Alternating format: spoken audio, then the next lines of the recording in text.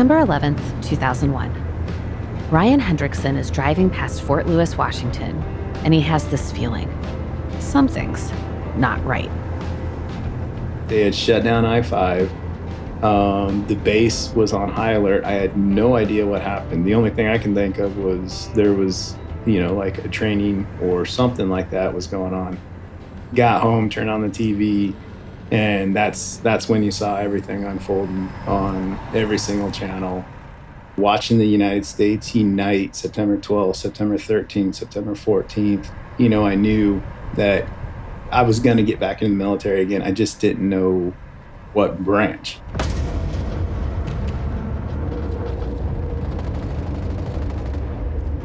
Ryan started off in the Navy, but ship life wasn't for him. So he joined the Air Force after the September 11th attacks. And then about 6 years later, he did the Blue to Green program to transfer to the Army, becoming a Green Beret. And then he went to Afghanistan again and again and again. September 12th, 2010, 9 years later. Ryan's Special Forces team was working with local militia to push the Taliban out of the villages and compounds, back into the mountains. So I make my way down to the compound. Boom. Right inside when I stepped in. I stepped on an IED outside of a mud hut compound when we were doing the valley clearance of the Chutu River Valley.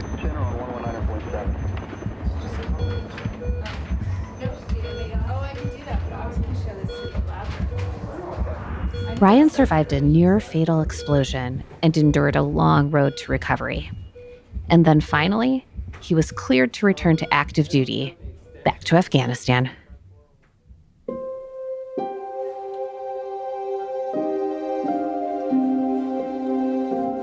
His last deployment ended in July 2021, just before the withdrawal from Afghanistan that August. I was completely lost. My entire life and military career revolved around deploying to Afghanistan. I was in a dark place. I had no idea who Ryan Hendrickson was anymore. I don't have a purpose. I don't have a mission. I don't have service anymore. Top stories from Global's newsroom. But then months later, we're seeing the full-scale invasion of Ukraine by the Russian Federation. And I remember watching this unfold on TV and this nagging feeling in my gut, like, I wonder if there's something that I can do to help. So in March 2022, Ryan went to Ukraine, carrying medical gear and body armor, crossing borders, moving through safe houses, and heading toward a war zone. But he was not there to fight. He was there to help. As people started to come back to their homes to pick up the pieces, they started hitting landmines. The Russians had laid in millions of landmines in order to slow down any possible pursuit that the Ukrainians would have as they were withdrawing back to the east. Well, civilians started to become the victims.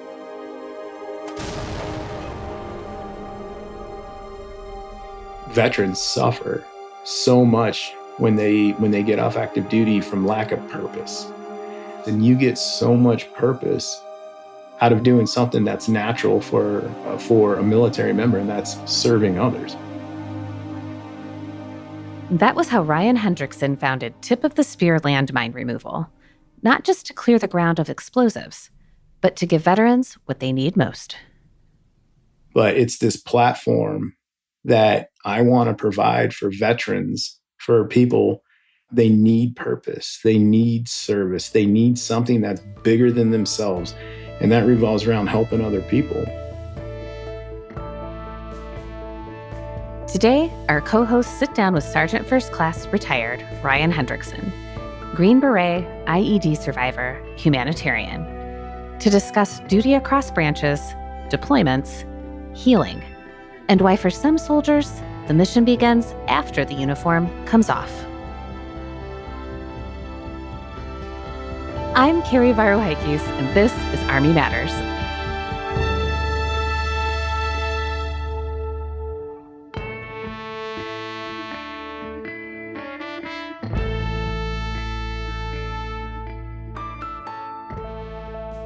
Hello, everyone. Welcome back to your next episode of Army Matters. I'm Lieutenant General Retired Leslie C. Smith, your co-host and the former Inspector General, number 66. And as usual, I'm here with my good friend, my buddy, that I've known for so long. And love. The 15th Sergeant Major, of the Army, Sergeant Major of the Army retired, Dan Dailey, and the Vice President for NCO and Soldier Programs here at the Association of the United States Army. Thanks, Les, for letting me join you today. Of course. So, Dan, do you know someone who served in more than one branch of the military? Oh, many people, actually. Yes. I had a lot of soldiers that were prior service, from Marine Corps. Not a lot of Air Force and Navy, a few Navy folks, some folks, but we get a lot of former Marines for some reason. I don't know. Always good soldiers, though. They're all good soldiers. Prior service soldiers are actually, because they're more experienced, right? They know, they kind of have been through the journey before, right? What about you? You know a lot of folks? Same here. I was just texting one of my uncles. He was in the Army, then went to the Navy, and I always give him a hard time about that. Yeah, and I think it had to do. He's a firefighter, retired firefighter now. And I think he wanted to get more into some of the firefighting skills. And, I think the Navy and the Air Force have. Yeah. Oh, yeah, big time. And so that was part of what he did. But it is rare, though. Yeah. Yeah. Give me another question. Maybe I can guess what the topic is. Okay. So, I had a chance to meet with Ryan Hendrickson, who started in the Navy, moved to the Air Force, and woke up and later became a Green Beret. In the Army? Yes. 3 services. At least he made his mind up right at the end, I guess. Right? Yeah, and you're supposed to look at the list and ask the next question. So what is this guy doing now? Well, after he retired, after stepping on the IED. Oh. Yeah. Yeah. And now he's leading humanitarian efforts in Ukraine. Yeah. I'm actually going to enjoy listening to you. Yeah. You ready to hear more about it? I'm ready to listen to you help him tell his story. Okay. All right, cool. Yeah. So, Ryan Hendrickson, welcome to Army Matters, brother. Hey, I really appreciate you guys having me. So, describe for our listeners, what's that hat on your head? We're going to talk about a lot of hats today. Yeah, so this is a minefield sign. Okay, and nice. I do recognize that, yes. Yep, and up here you have the doves. And so I took this design of the minefield sign that you see around the world in contaminated areas. Yes. And you have the doves, which are freedom. And so that was just my little spin on demining and making areas safe again. So, people can reclaim their lives from hidden oppressors. Yeah. Your story takes a turn most people don't see coming. We won't tell them yet, but we'll get to that as part of the session. Ryan, tell us a little bit about where you're from, where you grew up.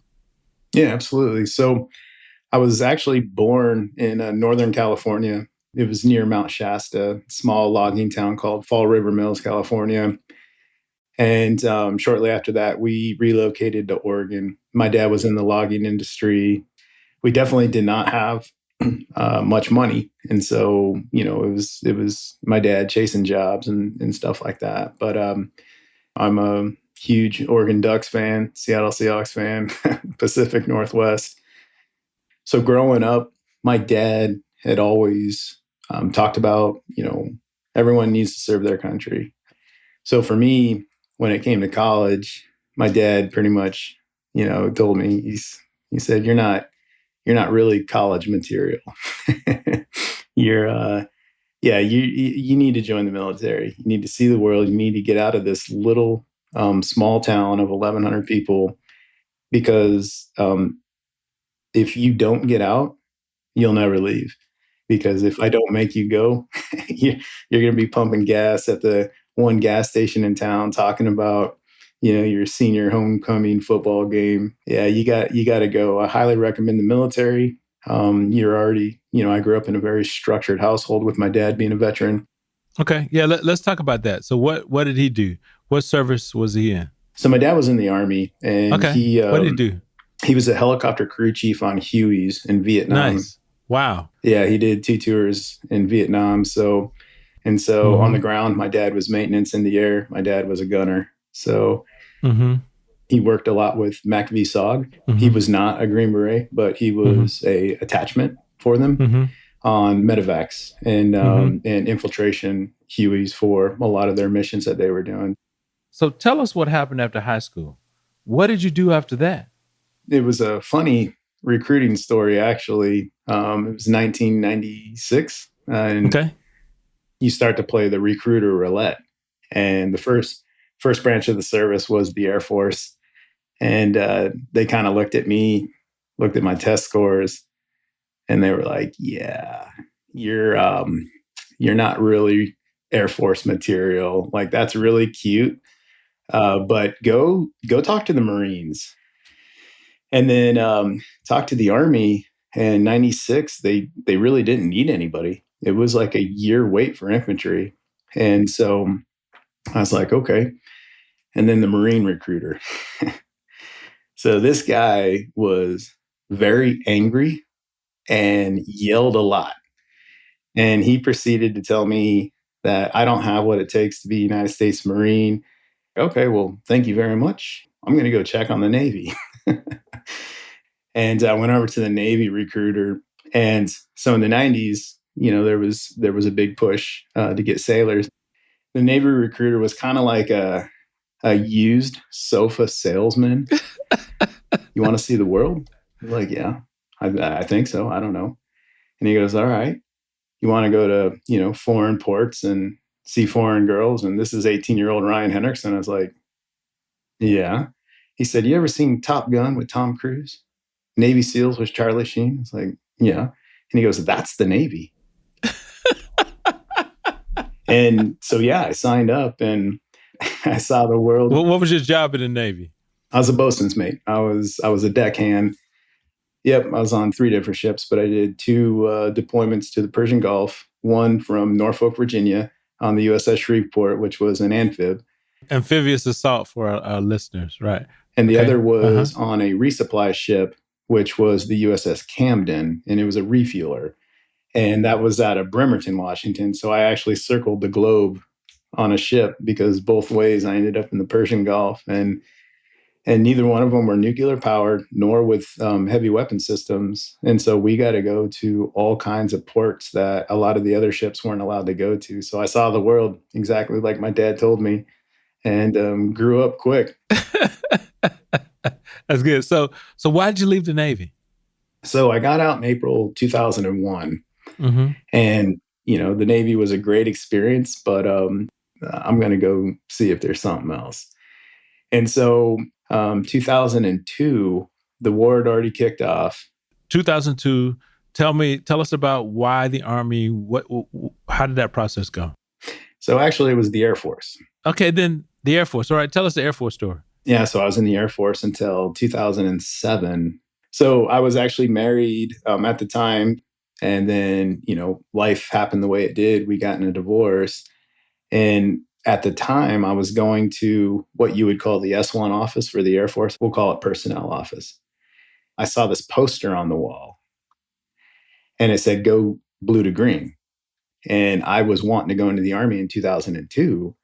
And so I just went and I asked, I said, hey, what's the blue to green program? And they said, well, what's your job? And I told them, I'm an ammo troop. And they were like, well, you're in an overmanned job. You can transfer over to the Army. And he looked at me and he's like, well, we have this program called the 18 X-ray program. I was like, okay, all right, what is it? And he said, well, it's basically you go through the 18 X-ray program, and if you make it, then you're a Green Beret. I was like, whoa. I was like, well, I came off a ship as a deckhand, and I was a flight line ammunition guy in the Air Force, but I have no qualifications to step over to be a Green Beret. Those are usually Rangers that are coming over, experienced infantry guys, stuff like that. And the recruiter's like, well, why don't you just give it a shot? So Navy, Air Force, And tell us about the 18 X-ray. I know you're going to talk about 18 X-ray program. What does that mean? You have to go back to basic or? Mm-hmm. Okay, go ahead. So the 18 X-ray program, basically it starts you off at day one. So you go through infantry basic, advanced infantry, and then airborne school. From airborne school, you get into the 18 X-ray pipeline at Fort Bragg. That's a month or two of conditioning and preparation for selection. If you make it through the Special Forces assessment, right? Yes, Special SFAS? Forces Okay. assessment. Okay. If you get selected, then you start the Q course in your pipeline to becoming a Green Beret. Okay, so once you pass Special Forces assessment, then there's a whole nother year of SF school. A year plus. Mm-hmm. Year plus. Okay. All right. So why? What drew you to that? Why? I'll back it up with a conversation my dad and I had. My dad said, so your life is like a book, and the beginning chapter and the end chapter has already been written. Those middle pages, those middle chapters, that's up to you to fill in those blank pages. And he said, there's two old men sitting on their porch. They've lived their life and they're waiting on death. He said the first old man was miserable because he's done nothing with his life. He lived in his comfort zone. He never took chances. He never risked anything. Then there was a second old man. He was happy. He was content. He's done it all. He's tried everything. He's failed multiple times. He's succeeded some. And he said, which old man do you want to be? As I was talking myself out of going to the X-ray course, my dad's advice came back to me. And I said, you know what? I'm going to give it my best. And I'm going to do everything I possibly can to make this happen. Mm-hmm. But I don't want to get old and look back and say, why didn't I at least try? That's pretty cool. And so, yeah, 18 X-ray. Yeah. So let's jump forward a little bit to your deployments. Mm-hmm. So you talked about your deployments to Afghanistan becoming part of your identity. Mm-hmm. Can you expand on that? 2009, 2010. So it was during the surge, and 7 Special Forces Group, the team that I was going to had just got back from Afghanistan, and now they were told within 4 months, we're heading back. And we're heading to, a pretty nasty area, which was Chutu River Valley in Uruzgan province, which borders Helmand province. Lots of just really nasty stuff there and nasty people. And so that first deployment, it actually paved the way for basically everything that has led up to this point right here. So September 12th, 2010, I stepped on an IED outside of a mud hut compound when we were doing the valley clearance of the Chutu River Valley. So we were trying to clear from the Helmand Dam to, as you remember, sir, Firebase Cobra. And so we were doing this valley clearance of upwards of 3,000 Taliban fighters. It was an entire company of Green Berets, so 5 ODAs plus all of our Afghan counterparts. Explain to our listeners what is a Operation Detachment Alpha. Mm-hmm. What's in it? I mean, I know that many people have seen the movie Green Beret, but describe to them what's in a ODA, mm-hmm. and then what role and part did you play in the ODA? What was your specific task? Mm-hmm. Yeah, so in Operation Detachment Alpha, or ODA, that's a Special Forces team. You have 6 teams in a company plus a support detachment. So that would be the B team, or an ODB. I was on a dive team, so ODA 7215, and the team is made up of different specialties. You're going to have 2 18 Charlies, or Special Forces engineers, demolitions expert. You have 2 weapons sergeants, so your 18 Bravos. You have 2 communication sergeants, so your 18 Echoes. 2 medical sergeants, so your 18 Deltas. And then you have your 18 Fox, or intelligence. You have your 18 Zulu, who's the team sergeant, your 18 Alpha, that's the team leader, the captain. And then some teams, you'll have your warrant officer, if you're lucky enough to get one or not, which is pretty much the conduit between the 18 Zulu and the 18 Alpha. And then you have all your attachments with you. And so your attachments can go anything from signals to civil affairs, which is humanitarian and everything like that. It just depends on the mission, what attachments you can have with you. So, or explosive ordnance disposal, or burning gas, depending on what the mission set that's going on. Correct. Yep. Right. Okay. So, what was going on right before you stepped on the improvised explosive device? So the 6 teams were broken up all over the valley. Teams were infilling into different parts, and our team was infilling in from the south because we had overwatch on this valley from a combat outpost or a COP. We had overwatch on this valley for 3 months, and we were in daily firefights. And so our mission was an infill from the south and start to push north to meet up with the commandos, the Afghan commandos that were coming in through rotary wing or helicopters into the center. And so we were going to meet up with them and continue to push the Taliban into the mountains to where the Air Force or air weapons platforms would be able to find, fix, and kill. So Ryan, tell us about that day. What happened? We got the green light. We start making our movement to our first objective. It's a cluster of compounds in a village called Seapest. So I take a step inside the compound to get a better angle on whatever is moving there. And boom, there was a pressure plate IED in the doorway of the compound. Yeah. Right inside when you stepped in? Right inside when I stepped in. Wow. Wow. Okay. So tell me about how that experience shaped you. And then I want you to, because I know you've probably revisited that several times of what's going on. So tell me how that experience of the IED, how did it shape you? Where there's one IED or landmine, there's 2, there's 5, there's 10. But the Taliban would strategically use IEDs to target the sympathy that Americans have for human life. And that is my buddies are going to rush down. And then now you have a mass casualty event on your hand because now a bunch of people start stepping on IEDs. The Taliban were masters of it. So tell me about the evac and how did that go in and going to the hospital? What was that like? Yeah, so the evac was a very difficult part of it because as we were trying to get dust off or medevac, helicopter in, now it's 4 something in the morning. So now you can see. And so as the helicopters were flying over, they're seeing Taliban with shoulder slung RPGs that are trying to move to the area. So they're saying, hey, we can't land here. We're not going to land here. You need to pick him up and you need to move back a click with this guy. 1 kilometer. 1 kilometer. With all that gear. 1 kilometer with me under fire. I remember this is like, hey, an entire air crew can die if we try and land right here.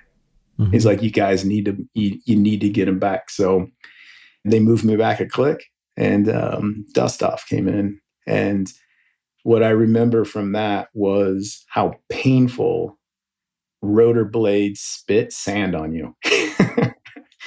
It was so painful. And because you're face up too. Yeah. So they load me on the helicopter and helicopter starts to take off. And I remember looking at my team as they got smaller and smaller. And I remember thinking, I just let everybody down. So I get my first stop is Terran Kaut or TK. And so they start to go to work on me. There was a lot of debridement surgeries involved, not to mention there was human feces in the IED, a nasty little trick. But after whatever surgery it was, I remember I woke up and there was this note next to my bed. And it said, if you're reading this, you're alive. You made it. Well, apparently, I had, I guess, medical terms, expired twice. Yeah. And so I didn't really know that it was that bad, but there was a lot of blood loss. And so, yeah, for the listeners, if you're going to get blown up, take the stuff out of your pockets before you put your tourniquet on. Because you couldn't get it strong enough. You couldn't get a tight enough fit. Okay. I could not. No. All right.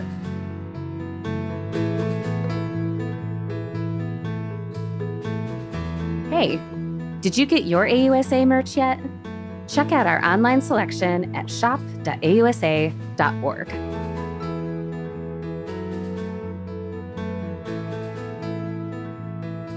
Welcome back, everyone, to your next episode of Army Matters. So, Ryan, you have been badly injured by an improvised explosive device and returned to Afghanistan. Tell us a little about the recovery process. At Brooks Army Medical Center in San Antonio. Mm-hmm. Yeah, I've been there before. Yeah, They were just starting up this new program called limb salvage. It was, instead of, imagine dynamite, which is more of a pushing explosive, and C4, which is more of a cutting explosive. So what I stepped on, the blast went straight up through my foot, blew my foot in half, and it exited out at my calf. But as my doctor said, he said, I can fix any bones. It's tissue damage is where we amputate. And he said, you have a very clean cut. But if you agree to go through this program or this exploratory program, and it works, it's going to help so many people. And if it doesn't work, well, let's face it, you didn't have a leg anyway. So we'll just, throw a prosthetic on there. You're going to get, cool, fast blade and move on with your life in 6 months. You'll be good to go. But if it does work, then this can help a lot of people. So I signed up for it. So all total, I underwent 28 surgeries on my right leg. And I had a gap in my tib that was about 2 inches. And so I had this gigantic X-fix or external fixator on my leg. It looked like a big bird cage. And I had rods going through each toe and everything like that. And they said the way you grow bone is through trauma and friction. So now in rehabilitation, we need you to literally destroy yourself to grow bone back. And so I was supposed to have this external fixator on for over 2 years. I stepped on the IED September 12th, 2011. I was getting the external fixator removed because I had grown back that amount of bone. I had no bone infections, which is very rare, especially for the nasty surprise the Taliban left in the IED. I had no skin infections. My skin grafts, which 90% of my right leg is all skin grafts in the bottom of my foot. Skin grafts all took first time. And so, I started being, they started calling me Wolverine. Because you could grow it back. Yeah. And then I just, I got that hope. Hope is amazing. Hope takes a dark room and sliver of light and you go. So not only did you do that, you were able to maintain the standards of what was required for a special forces soldier. Yes. And so how that happened was, so I was medically retired, and then I was brought back on active duty through a waiver system called a continue on active duty waiver, or a COAD. When I got released from Brooks Army Medical Center in November 2011, there's this program that the Army had set up, and it's an amazing, amazing program, which again goes back to the Army taking care of its people. It's called the Thor 3 program. You have to go through this program, and if they clear you, you are cleared to go back to an ODA team. So fast forward a little bit, you deployed, went back again several times, and then you got to retirement. You get to 20 years? 23. 23 years. Okay, mm-hmm. So talk to us about, you saw no purpose in, about their, when you realized something had to change, when you left the military. Mm-hmm. So my last deployment to Afghanistan, I left July 2021. So not the full withdrawal, but decently close. And we were closing bases down everywhere. And when I got home from that trip, and then what had happened in August and everything that unfolded with the withdrawal, I was completely lost. My entire life and military career revolved around deploying to Afghanistan. And I was in a dark place. I had no idea who Ryan Hendrickson was anymore. I'm retired. I don't have a purpose. I don't have a mission. I don't have service anymore. Well, February 2022 rolls around, and I'm watching the TV, and we're seeing the full-scale invasion of Ukraine by the Russian Federation. and this nagging feeling in my gut. Like, I wonder if there's something that I can do to help. And so, middle of March 2022, I packed bags and I headed to Ukraine, not sure what I was going to do. Well, I have a very good friend of mine. His family founded the missionary organization YWAM, or Youth with a Mission, and they have a campus in Kyiv. And he had called me and he said, I'm really worried about these guys. I'm really worried about these kids because they're 18 to 20-year-olds. They're driving around areas that the Russians are pushing in on. And he said, I'm worried they're going to get themselves killed because they don't, you wake up one day and you're at war. You were just a coffee shop person the day before that. And then I asked the question that, changed my life. And that was, is there any way I can help? And so that's what I ended up doing. The first trip over was from March to May. We were going into areas that the Russians were either moving in on and evacuating women, children, and the elderly, or as the Russians conducted their withdrawal to the east, we were heading into newly liberated areas, bringing food, medical supplies, and stuff like that into places like Bucha and Irpin. I was in Bucha, and it basically solidified in my mind that that's what I was going to do for the rest of my life, is to help people that had just gone through something like this, regardless of where it is in the world. How does evacuating civilians eventually turn into training hundreds of people to do demining? Mm-hmm. So as the Russians started to withdraw to the east, civilians started to come back to their homes. It's like natural disasters in the U.S. People want to come back and see what's left and start to rebuild. Well, as people started to come back to their homes to pick up the pieces, they started hitting landmines and becoming victims of leave-behinds. And these leave-behinds, the Russians had laid in millions of landmines in order to slow down any possible pursuit that the Ukrainians would have as they were withdrawing back to the east. The Ukrainian answer for this was, we have these units called territory defense. It's kind of something like our neighborhood watch, except for with like RPGs, PKMs, and their job during the initial parts of the invasion was to stall the Russians enough to where AFU, or Armed Forces Ukraine, can get in and backfill them. But their job was to basically be speed bumps in the beginning of this Russian movement on Kyiv. Well, now with all the landmines, their job was to, hey, okay, this is your territory, remove all these mines and make the area safe again. The problem was a lot of these kids that were territory defense, they were like, I don't know what a mine is.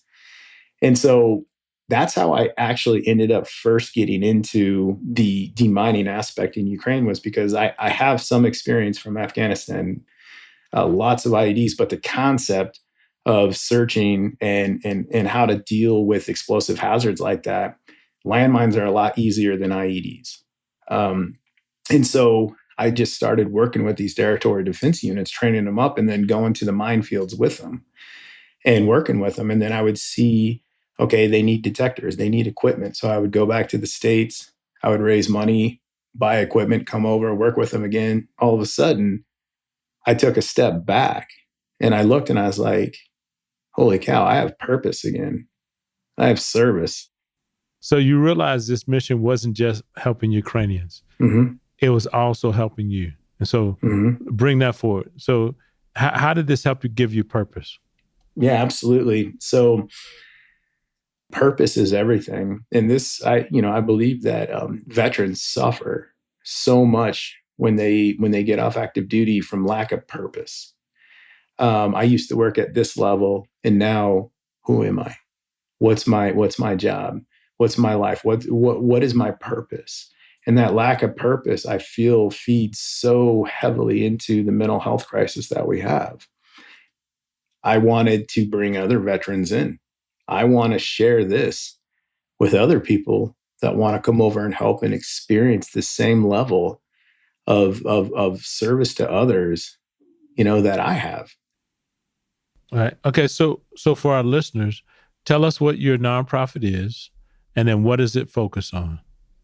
Yeah. So our nonprofit is Tip of the Spear Landmine Removal. And our biggest focus it's this platform that I want to provide for veterans. They need purpose. They need service. They need something that's bigger than themselves. I mean, it's not just landmine removal. I've had people come over to teach English for a month. I've had people come over, and one guy, he worked on a farm with a farmer for a month, agriculture, construction, reconstruction of areas, revitalization, stuff like that. Yeah. You often talk about leaving the world a little better than you found it. Mm-hmm. What does that mean to you now, since you've put these things in place? You're helping other people, other veterans find their purpose. What does that mean to you now? I believe God gives everybody abilities. But with that, there's something that we don't focus on. And that is, if you have the ability, you have the responsibility to help others. Just so happens I have, a little bit of knowledge in mine action. And so I have that ability, which means I have the responsibility to help other people. Now you're starting to do your part to leave the world just a little bit better place than when you came in. That's cool. And that's what it's all about right there. So what would you tell the veteran sitting at home right now, struggling with identity and purpose? What would you say to him? The biggest thing I would say to veterans, and some of it is hard, but it's this. Number one, you need to stop being a victim. You have to have a higher belief in something. Mine is in God. And so with that higher belief, now all of a sudden you can start to transform yourself. But a lot of the issues veterans have, I see today, is victimization over questions that can't be answered. What was it for? What was it about? The bloodshed, the brothers that we left me, or the brothers that took their last helicopter flight out. Why? You can't answer that. That's not up to you. Take control of it again. And how you take control of that is you take those experiences, bloody, painful, ugly, evil, whatever they were, take those experiences, build yourself up, make yourself stronger so you can help other people, because that's your responsibility. But it all comes, in my humble opinion, through a higher belief, something bigger than yourself. And mine is God. And that's why I do what I do. Hey, Sergeant Hendrickson, hey, man, we really appreciate you and your service. Yes, sir. On so many levels. I appreciate you guys letting me come on here and talk.